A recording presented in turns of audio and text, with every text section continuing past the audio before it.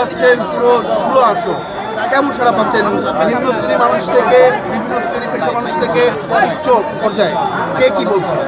আলহামদুলিল্লাহ, যে আল্লাহর অশেষ রহমতে আমি যেহেতু এই এলাকার সন্তান, এই এলাকায় ছোটবেলা থেকে বড় হয়েছি, এই এলাকার প্রত্যেকটি অলিতে গলিতে আমার চলাচল রয়েছে এবং দীর্ঘদিন ধরে এই এলাকার মানুষগুলোর সাথে আমি কথা বলেছি।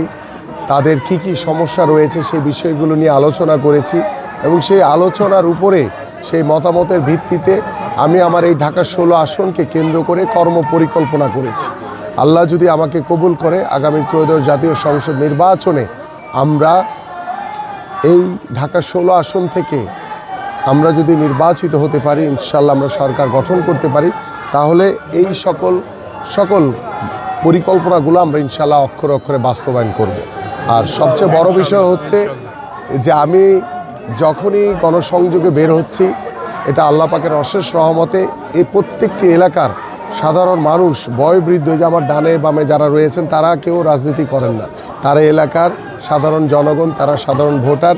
প্রত্যেকটি ছোট ছোট শিশু থেকে শুরু করে বয়োবৃদ্ধ নারীরা সকলেই স্বতঃস্ফূর্তভাবে আমার এই গণসংযোগে তারা নিজেরাই স্বতঃস্ফূর্তভাবে নিজেদের স্বেচ্ছায় তারা প্রচার প্রচারণা করছে।